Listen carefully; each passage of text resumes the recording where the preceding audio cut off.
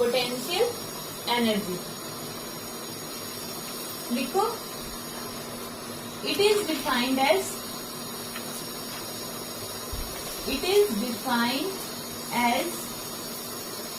Energy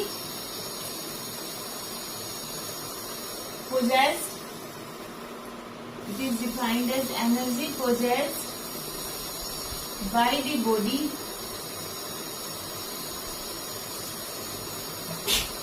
by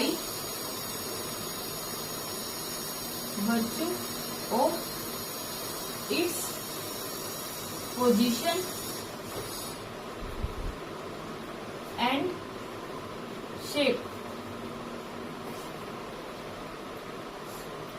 position and shape. देखो इसका मतलब क्या होता है, जो पोटेंशियल एनर्जी होती है वो किसी भी बॉडी के पास की वो एनर्जी होती है जो किसकी वजह से होती है, उसकी पोजीशन की वजह से और उसकी शेप की वजह से। शेप को हम कॉन्फ़िगरेशन भी बोल देते हैं कई बार, configuration, due to its configuration. By virtue मतलब कि कारण, बाई वर्चू उस वजह से, वजह बोल सकते हो उसकी, पोजीशन की वजह से, शेप की वजह से, और कई बार ये कॉन्फ़िगरेशन दे दिया जाएगा। ठीक है, तो मतलब क्या है, जैसे ये हमने कंसीडर कर लिया कि अर्थ है। ठीक है, एक बॉल को हमने यहाँ पे पकड़ लिया है।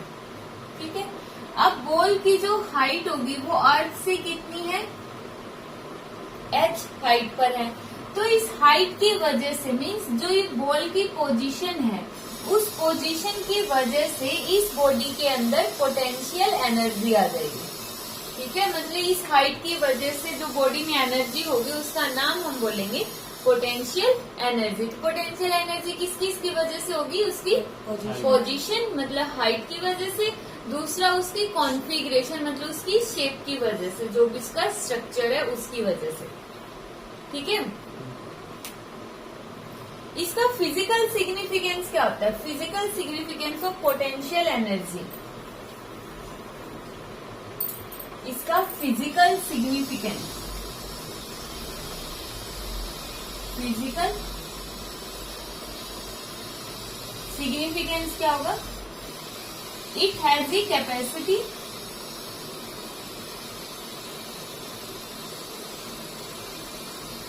To do work, it has a capacity to do work. जो पोटेंशियल एनर्जी होती है ना, उसके अंदर इतनी कैपेसिटी होती है कि वो कोई भी वर्क डन कर दे। कैसे, अब जो पोटेंशियल एनर्जी उसका फॉर्मूला होता है mgh, m multiply by acceleration, mass into acceleration क्या होता है, फोर्स इंटू h। h क्या होती है, डिस्प्लेसमेंट, यही होता है ना, फोर्स इंटू डिस्प्लेसमेंट, और फोर्स इंटू डिस्प्लेसमेंट क्या होता है, वर्क डन।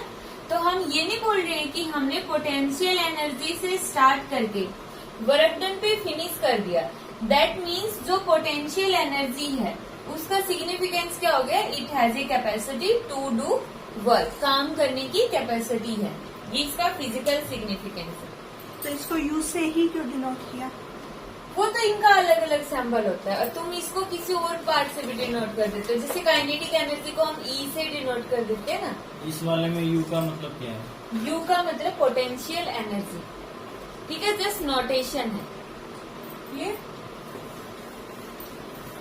अब नेक्स्ट आती है इसकी types, types of potential energy. सबसे फर्स्ट टाइप, इसकी दो टाइप्स होती है। ठीक है, टू टाइप्स में से सबसे फर्स्ट है gravitational, gravitational potential energy, gravitational potential energy.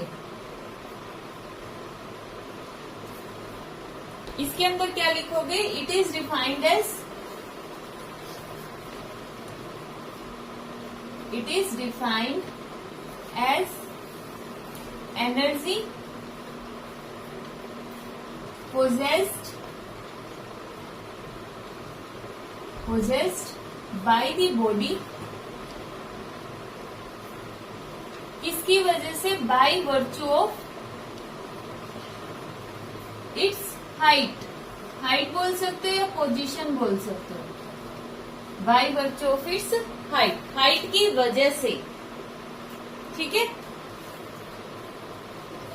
अब देखो इसका एक्सप्रेशन हम करते हैं। कैसे करेंगे एक्सप्रेशन? ये जो डेफिनेशन है, ये जो एक्सप्रेशन से ही समझ में आएगी। यहाँ पर हमने ले ली कि ये अर्थ है, अर्थ। अर्थ के ऊपर यहाँ पे एक ऑब्जेक्ट रखा हुआ था।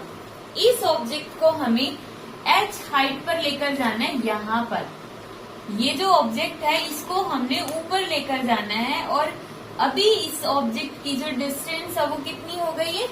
h हो गई है। ठीक है, अब मुझे ये बताओ कि इस ऑब्जेक्ट को ऊपर लेकर जाने में मुझे वर्क डन करना पड़ेगा या नहीं करना पड़ेगा? करना पड़ेगा।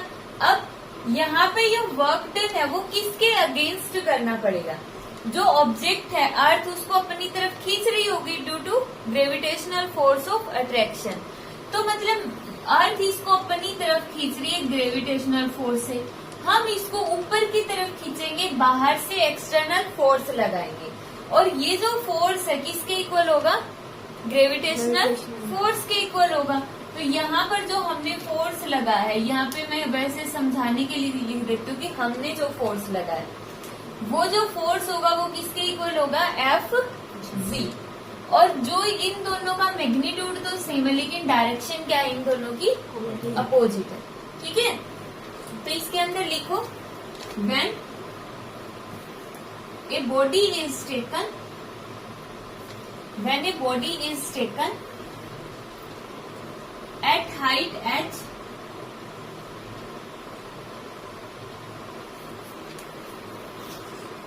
against the gravitational force of attraction, against the gravitational force of attraction, then work done is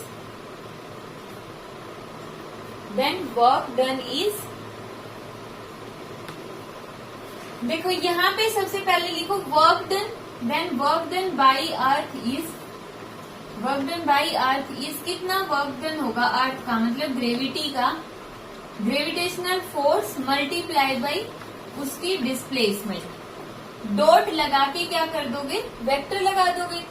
अब क्या करोगे? इनकी डॉट प्रोडक्ट ओपन कर दो। डॉट को ओपन करोगे तो कितना आएगा? कोस ऑफ, अब देखो थीटा तो आएगा, लेकिन थीटा की वैल्यू कितनी होगी? जो ग्रेविटेशनल फोर्स बॉडी को नीचे खींच रहा है इस तरह से, हम बॉडी को ऊपर लेकर जा रहे हैं, तो एंगल कितने का होगा? 90। ध्यान से दोबारा सोचो। 180। 180 का अर्थ उसको नीचे खींच रही है, हम उसको ऊपर लेकर जा रहे हैं। तो अब देखो इन दोनों में कितने डिग्री का एंगल है? 180 का एंगल है ना, तो यहाँ पे लिख दो 180। 180 करो।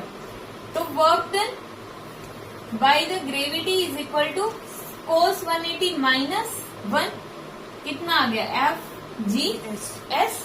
तो यहाँ से एफ जी की वैल्यू पुट करोगे तो माइनस एम जी। डिस्प्लेसमेंट कितनी है? कितनी हाइट पे लेके जाना है? एच। तो यहाँ पे पुट कर दो एच। ठीक है, ये जो वर्क डन है नीचे लिखो, this work done is stored, this work done is stored in term of its potential energy। ठीक है, तो W G की बजाय हम U G पुट करेंगे। U G is equal to minus M G H. ठीक है, एम जी एच। आगे समझ में? अब इस पूरे टॉपिक में हमने क्या किया कि किसी भी बॉडी को हम ग्रेविटी के अगेंस्ट जाके एक पर्टिकुलर हाइट पे लेकर जा रहे हैं, तो उस सिचुएशन के अंदर क्या होगा? एंगल कितना बन जाएगा? 180 degree.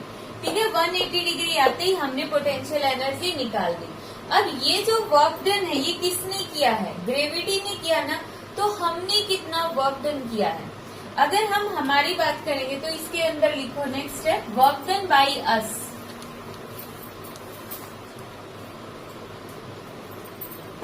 Work done by us against gravity. Gravity के अगेंस्ट कितना वर्क डन होगा हमारा यहाँ पे इज इक्वल टू माइनस में डब्ल्यू जी या फिर पोटेंशियल एनर्जी के टर्म में माइनस यू जी। तो यू किसके इक्वल आ जाएगा एम जी एच। समझ आया? ठीक है। अब इसी के अंदर एक स्पेशल केस लिखो। जी की वैल्यू नेगेटिव होगी फिर यहाँ पे ये हमने वर्क डन किया तो इसमें कोई वो नहीं होगा। ये तो नेगेटिव साइन तभी तो ओवरकम हुआ ना, जी को नेगेटिव मान के तभी तो पॉजिटिव बना है। ठीक है। अब देखो इसका स्पेशल केस लिख लो। एक स्पेशल केस होगा when a body is falling from height H. Special case when A body is falling from height h, then work done by gravity is कितना होगा work done? W is equal to M G H. यहाँ पे negative क्यों नहीं आया? क्योंकि देखो अगर हम इसको सिंपली सोल्व करेंगे ना, वर्क डन का formula F gravitational force of attraction multiply by displacement जो कि H है। फॉर्मूला खोलोगे तो H कोस ऑफ थीटा। ठीक है। अब बॉडी नीचे गिर रही है, बॉडी भी नीचे गिर रही है, पार्टिकल भी नीचे आ रहा है, अट्रैक्शन भी नीचे की तरफ हो रही है, तो सारी एक ही डायरेक्शन होगी ना नीचे की तरफ। तो एंगल कितना हो जाएगा 0 डिग्री और कोस 0 कितना होता है 1। तो इसलिए यहाँ पे ग्रेविटी ने वर्क डन किया, लेकिन वो भी कैसा किया? पॉजिटिव। पहले केस में तो क्या था, बॉडी को हम ऊपर लेकर जा रहे हैं, ग्रेविटी उसको कहाँ खींचना चाहती है? नीचे, लेकिन हम उसको लेकर जा रहे हैं ऊपर, मतलब ग्रेविटी से उल्टी डायरेक्शन में लेकर जा रहे हैं, इसलिए वर्क डन आ गया था नेगेटिव। तो यहाँ पे वर्क डन कैसा आएगा? पॉजिटिव। समझ आए? नेक्स्ट लिखो change in potential energy. Change in potential energy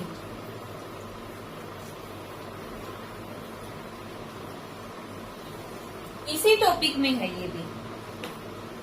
ठीक है। चेंज इन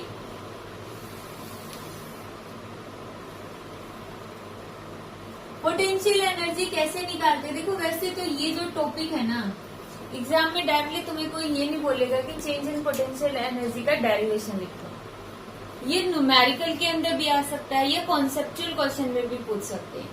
ठीक है। बस तुम्हें समझ में आना चाहिए, यहाँ पे समझ में आना चाहिए। इसमें क्या होगा, जैसे ये हमने ले ली R। ठीक है। अब यहाँ पे मान लो स्टार्टिंग में एक बॉडी थी एट हाइट H1 हाइट के ऊपर, फिर हम इस बॉडी को लेकर गए एट हाइट H2। ठीक है। तो हमें कितना वर्क डन करना पड़ेगा, कैसे निकालेंगे? तो सबसे पहले देखो, जब हम बॉडी को H1 हाइट पर लेकर गए तो इस सिचुएशन में इस बॉडी में जो हमने वर्क डन किया था ना, देखो मेरी बात ध्यान से सुनो, जब इस बॉडी को मैं यहाँ से यहाँ पर लेकर गई तो हमने इसके ऊपर क्या किया? Work done. वही वर्क डन इस बॉडी में स्टोर हो गया in term of its potential energy. तो मतलब जब ये बॉडी इस पोजीशन के ऊपर है तो इसका मतलब इस बॉडी में ऑलरेडी कुछ न कुछ एनर्जी है ड्यू टू इट्स हाइट, और वो एनर्जी कौन सी होती है? Potential energy. तो लिखो initial potential energy. Initial potential energy mu i लिख दो, जो किसके इक्वल होगा? ऊपर की तरफ लेकर गए हैं ना बॉडी को, तो किसके इक्वल आ जाएगा? Minus mgh। हाँ mgh की जगह h1। ठीक है, क्लियर? नेक्स्ट लिखो फाइनल पोटेंशियल एनर्जी कितनी होगी? Minus mgh2। ऊपर ही लेकर जा रहे हैं ना, अर्थ तो नीचे, हम बॉडी को ऊपर लेकर जा रहे हैं। ठीक है, अब देखो change in potential energy. Change in potential energy कैसे निकालते हैं? Final minus initial. फाइनल कितनी होगी? ये रही माइनस mgh2। इनिशियल कितनी होगी? Minus mgh1 minus mg common, पहले वैसे ही लिख लो, minus mgh2 minus minus plus plus कितना आ गया? mgh1। ठीक है, यहाँ से क्या चीज कॉमन निकल रही दोनों टर्म्स में? mg। तो mg को बाहर ले लो, अंदर कितना बन गया? Minus h2 h1 minus h2। Change in potential energy आ गई डेल म्यू। ठीक है, इसको तुम वर्क डन भी बोल सकते हो, del W. Del W is equal to this term. ठीक है, यहाँ से चेंज इन पोटेंशियल एनर्जी इतनी आ जाती है। कर लोगे इस क्वेश्चन को? अब यहाँ पे ना ये चीज हमारे बोलने पे डिपेंड करती है। मैंने कहा कि मैं बॉडी को नीचे से ऊपर लेकर गई और फिर उसको और ऊपर लेकर जाना है। इसकी बजाय अगर मैं उल्टा बोल दूं कि कोई भी बॉडी यहाँ से यहाँ गिर गई, ठीक है, यहाँ से एक और पोजीशन बोल दो यहाँ गिरेगी, तो उसमें कितना पोटेंशियल एनर्जी में चेंज आएगा। जब कोई भी बॉडी नीचे गिर रही हो ना, तो उसकी पोटेंशियल एनर्जी को पॉजिटिव ले लोगे और फिर डिफरेंस निकाल दो। ठीक है, अगर बॉडी ऊपर गई तो नेगेटिव, नीचे आई तो पॉजिटिव। ठीक है, नेक्स्ट लिखो extra point about the gravitational potential energy. Extra point लिख दो, सिर्फ extra point.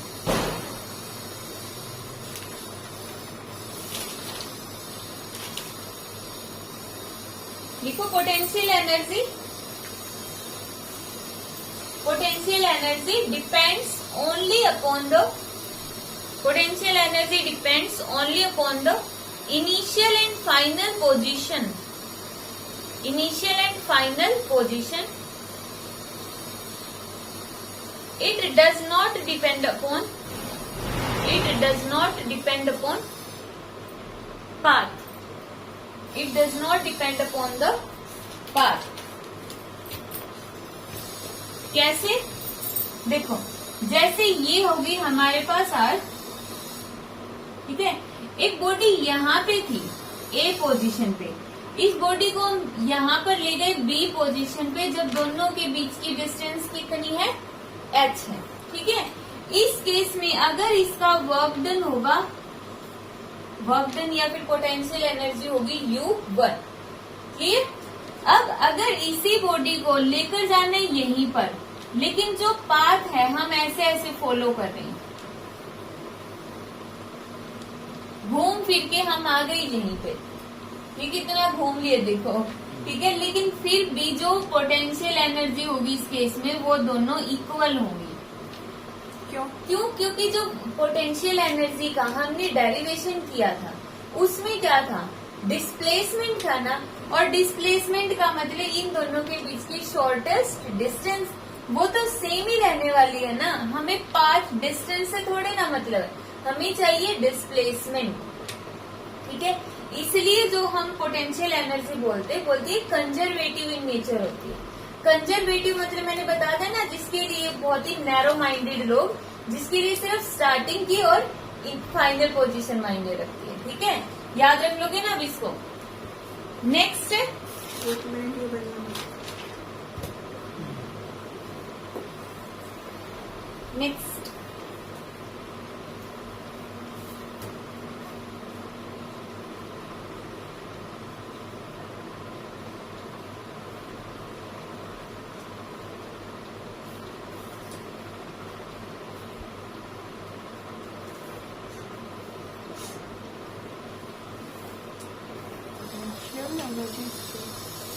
Potential energy in spring. ये पोटेंशियल एनर्जी की सेकंड टाइप है। ये अभी तक हमने एक टाइप पढ़ी थी, सेकंड टाइप का कट कर दो इसको, पॉइंट नहीं है ये। जैसे हमने सबसे फर्स्ट क्या पढ़ा था, ग्रेविटेशनल पोटेंशियल एनर्जी, आज का पूरा टॉपिक। अब ये हमारी सेकंड टाइप होगी पोटेंशियल एनर्जी इन स्प्रिंग। ठीक है, लिखो इसकी definition. When a spring is stressed, when a spring is stressed or compressed from its normal or mean position,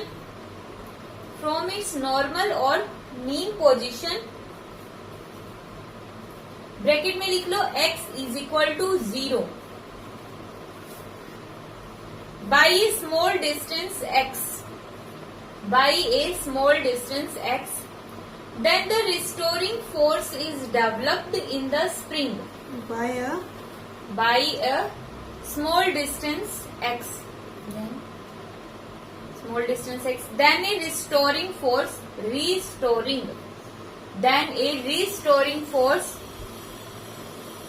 is developed in the spring to bring it to the normal position, ठीक है। Diagram बनाओ अब इसका, देखो जो definition हमने लिखवाई उसको हम डायग्राम से ही समझ सकते हैं। सबसे पहले हमने एक स्प्रिंग लिया, बिल्कुल रिलैक्स्ड पोजीशन में है, जैसे स्प्रिंग होता है ना, सिंपली ऐसे है ये। इसके साथ हमने एक मास लगा दिया m। अभी तक ना तो इस स्प्रिंग को हमने खींचा हुआ है, ठीक है, ना स्प्रिंग को हमने कंप्रेस किया, नॉर्मल पोजीशन में है। और इस नॉर्मल पोजीशन को मैंने ब्रैकेट में लिखवाया ना x, तो ये है x is equal to 0। x is equal to 0 का मतलब हम बात कर रहे हैं मीन पोजीशन या फिर इक्विलिब्रियम पोजीशन की, मीन पोजीशन या फिर इक्विलिब्रियम पोजीशन, ठीक है। अब देखो, अब हमने क्या किया, इस स्प्रिंग को कंप्रेस कर दिया। कंप्रेस कर देना मतलब इसको दबा देना। अगर दबाएंगे तो इसके छल्ले क्या हो जाएंगे, नजदीक नजदीक आ जाएंगे ना, बिल्कुल। तो यहाँ पे इसके जो छल्ले है वो काफी क्लोज हो जाएंगे एक दूसरे के, और यहाँ पे ये आ गया मास m।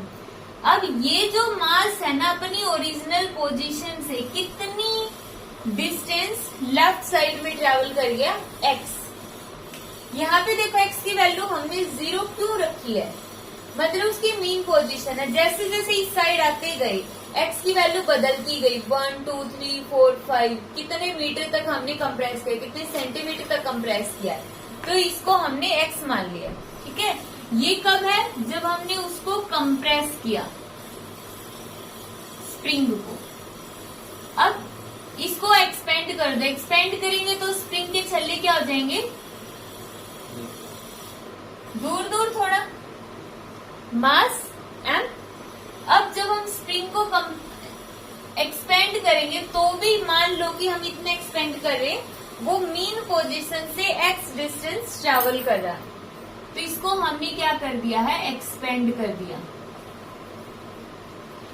ये थी normal position.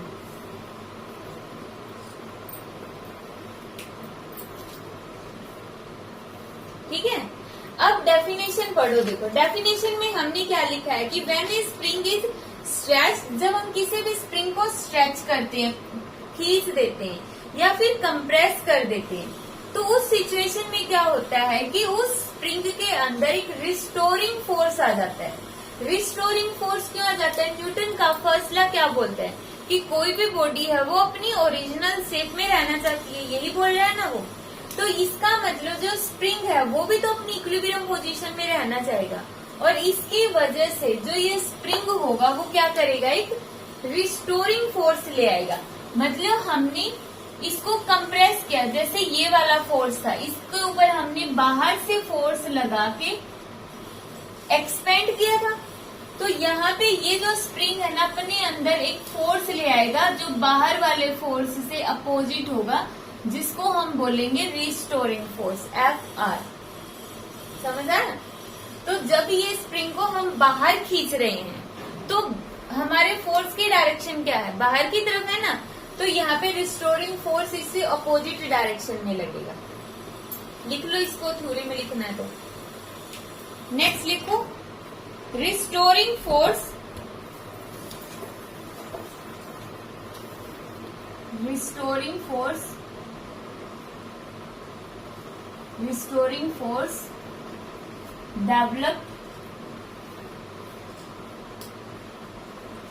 developed in the spring is in opposite direction, is in opposite direction of F external force। ठीक है, और जो रिस्टोरिंग फोर्स है वो डायरेक्टली प्रोपोर्शनल होगा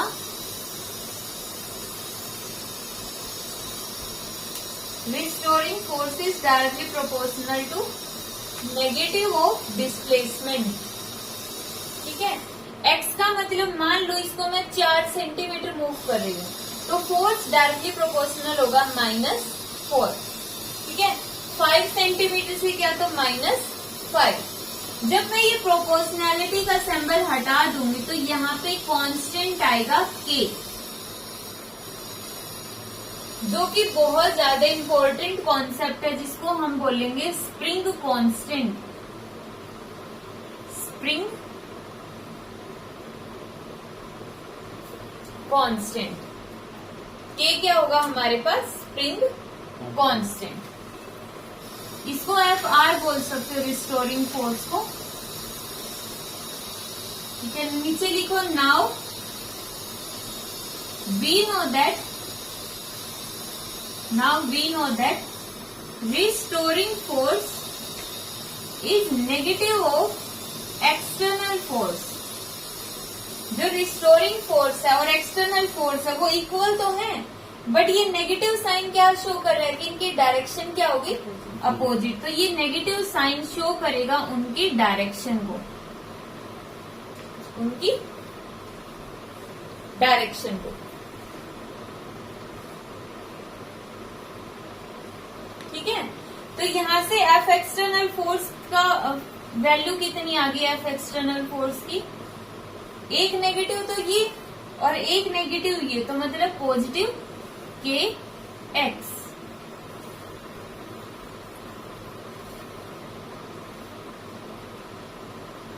आगे समझ में? उस K की वैल्यू क्या होगी? स्प्रिंग कांस्टेंट की वैल्यू देखो वैसे फिक्स नहीं होती, स्प्रिंग कांस्टेंट डिपेंड करता है कि तुम कौन से मटेरियल का स्प्रिंग ले रहे हो। ठीक है, वैसे अगर निकालनी हो कभी भी तो force divide by distance x। ठीक है, सोने वाला है, सो मत जाना। इधर ये FR नहीं आना चाहिए, एक्सटर्नल कैसे आया? क्या आना चाहिए, FR की वैल्यू मैंने पुट कर दी, यहाँ पे FR की जगह मैंने -KX पुट कर दिया, तो इस साइड से माइनस जाके हो गया प्लस, सिंपल। ठीक है, हो गया। नेक्स्ट लिखो, अब हमें ना इस फॉर्मूले से पोटेंशियल एनर्जी डिराइव करनी है। ठीक है, कर देंगे। 2 मेथड है, एक तो होगा इंटीग्रेशन मेथड और एक होगा ग्राफ वाला मेथड। ग्राफ वाले मेथड से 2 स्टेप्स में हो जाएगा, इंटीग्रेशन मेथड से करोगे तो 4-5 इक्वेशन बनेगी। कौन से वाले से करोगे? ग्राफ। चलो पूछने की बात है। ध्यान रखना, ये जो फोर्स का फॉर्मूला देखो, लिखो, इसमें हमने ग्राफ प्लॉट कर लिया, यहाँ पर हमने फोर्स ले लिया, एक्सटर्नल फोर्स लगा लो, या एग्जाम में अगर बोलते हैं ना एक्सटर्नल फोर्स की बजाय रिस्टोरिंग फोर्स, तो तुम रिस्टोरिंग फोर्स ले लो। ठीक है, पानी पी लो, नींद खुल जाएगी। यहाँ पे लिखो एक्सटेंशन या compression x।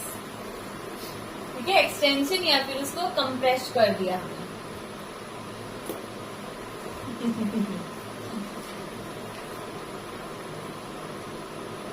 F is equal to formula क्या था, के एक्स, यही था ना। तो यहाँ पे देखो फोर्स डायरेक्टली प्रोपोर्शनल है एक्स के, तो इसका ग्राफ क्या बनेगा, एक स्ट्रेट लाइन बनेगा ना। तो स्ट्रेट लाइन बना दो, कांस्टेंट के लिए। हाँ ठीक है। मान लो इसने यहाँ से यहाँ तक की डिस्टेंस है एक्स, और जो फोर्स है यहाँ से यहाँ तक का वो है के एक्स। इसको मान लो ओ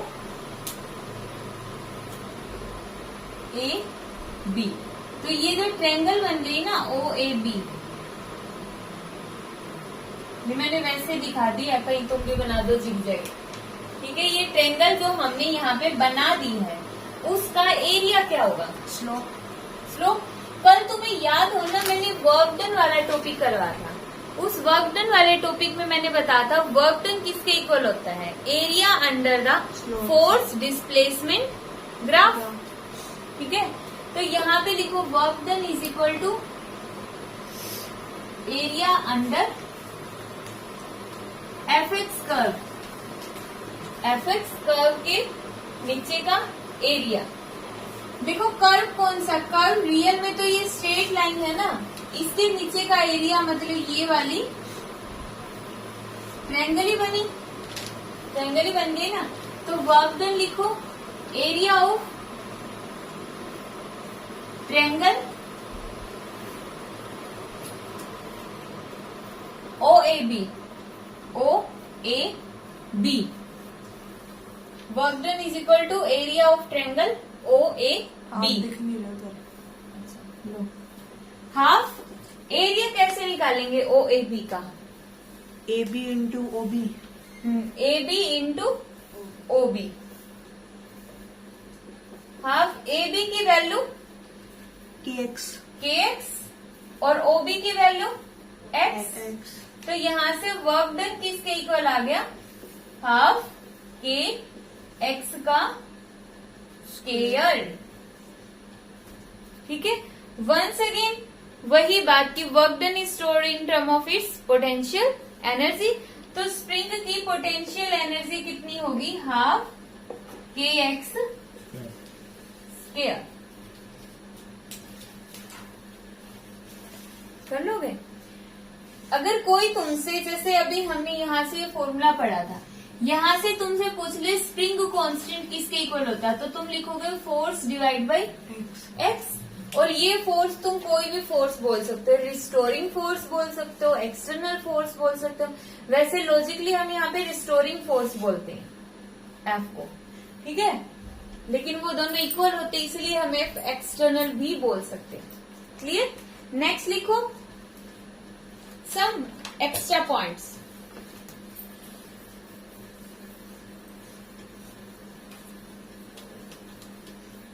Some extra points.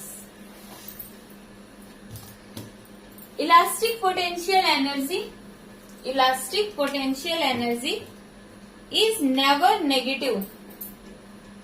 Elastic potential energy can't be negative.